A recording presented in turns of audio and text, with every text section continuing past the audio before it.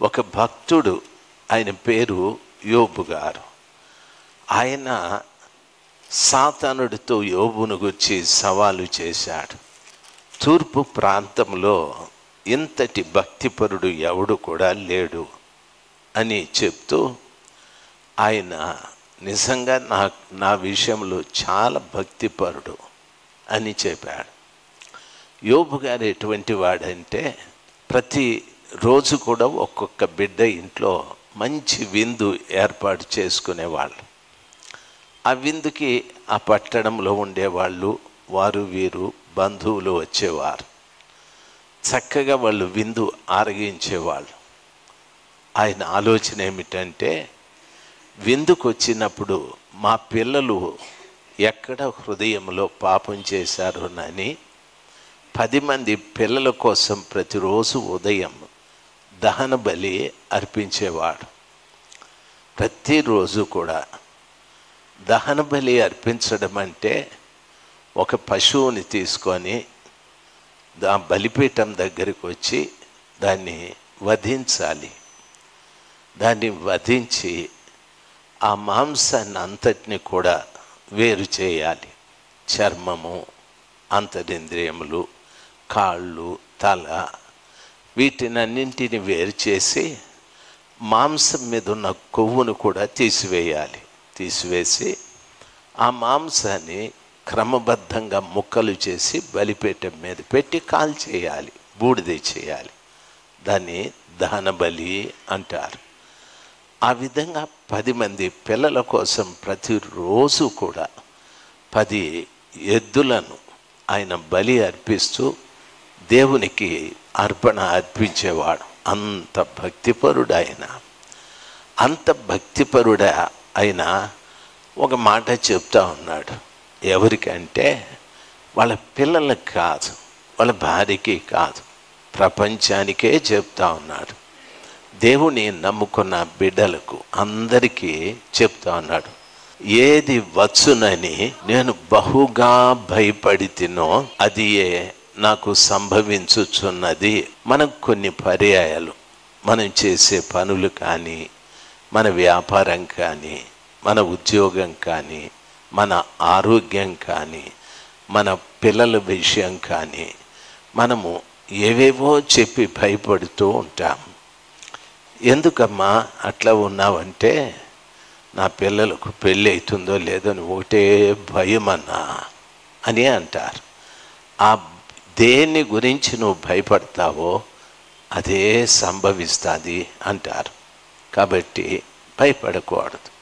ఒక్కొక్కసారి తమ్ముడు ఎందుకు అట్లా భయంగా ఉన్నావు అంటే అంటాడు, ఎక్కడ నా కొడుకుకి ఉద్యోగం దొరుకుతుందో లేదో అనే భయం నా అని.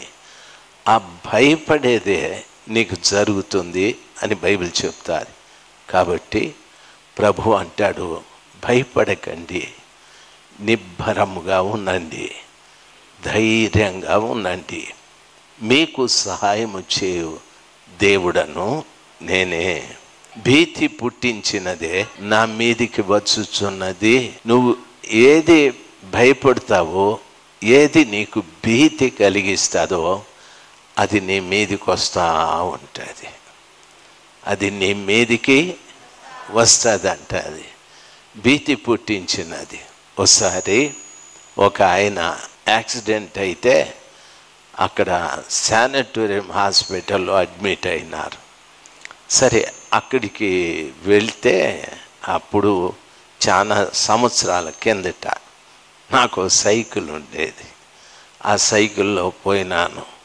పోయి ఆయన వెతుక్కొని ఆయన కనిపెట్టి ఆయనకు ప్రార్థన చేసి, దేవుడు బాగా చేస్తాడులే, భయపడొద్దంటే, అసలు నీకు తెలియదునా, నాకు ఎప్పుడో తెలుసు యాక్సిడెంట్ అవుతుంది అని అంటాడా మనిషి.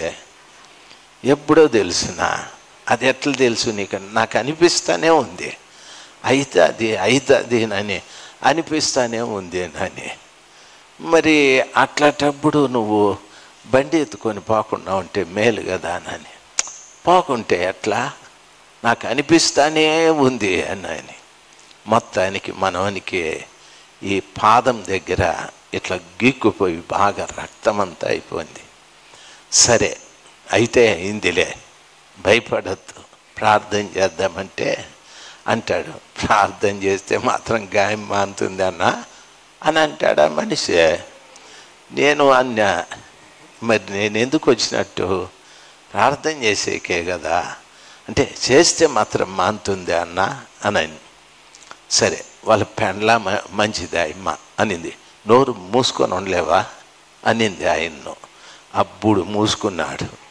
నేను తెరిచి ప్రార్థన చేసిన, స్వామి ఈయన అవిశ్వాసమే వీడిని ఇట్లా చెడగొడతా ఉంది, దయచేసి వీనికి విశ్వాసం దయచేయి, యేసు నామంలో గాయం కూడా మానునుగాక అని ప్రార్థన చేసిన. నేను ఆమెనైనా లోపల మళ్ళా తెరిచినాడు నోరు.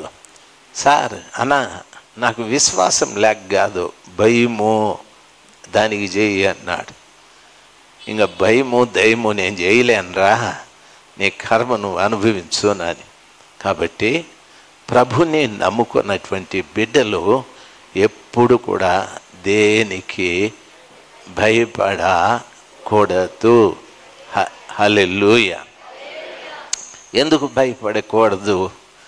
మనల్ని పోషించువాడు మన దేవుడు, మనల్ని పోషించేవాడు మన దేవుడు. మన దేవుడు ఎటువంటి వాడంటే మనల్ని చూస్తూ ఉన్న దేవుడు ఆయన. మీ ఇంట్లో ఎంతమంది ఉన్నారో ఆయనకు తెలుసు, మీ ఇంటికి ఏమేమి అవసరమో ఆయనకు తెలుసు, మీ బిడ్డలకి ఏం అవసరమో ఆయనకు తెలుసు. మీరు రోజు ఏం చెప్పాలంటే ఒక్కటి చెప్పాల, ఈరోజు బ్రతికించినారు, ఈరోజు నన్ను నా కుటుంబాన్ని మీరే నడిపించండి, మా అవసరాలు బోలెడన్ని ఉన్నాయి, ఎన్ని చెప్పుకోగలం ప్రభా, మా అవసరాలు కూడా మీరే తీర్చాలి, నేను పూర్తిగా హృదయపూర్వకంగా మిమ్మల్ని నమ్ముతున్నాను, ఆమేన్ అని మనస్ఫూర్తిగా చెప్పి ధైర్యంగా ముందుకు నడవడమే. ఒక ఆయన మన చర్చికి వచ్చేవాడు, ఆయన 3 పెళ్ళిళ్ళు చేసుకున్నాడు, నాకు తెలియదు. వాడిని చూస్తే ఎట్లుంటాడంటే ఉడతలు పట్టేవాడు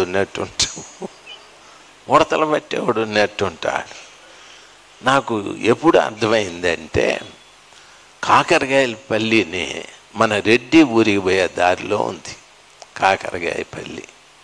ఆడుండేవాడు, గుడికి నమ్మకంగా వచ్చేవాడు. ఆ 3వ పెండ్లాము తిరగబడింది. అప్పుడు పంచాయతీకి నా దగ్గరికి వచ్చినారు.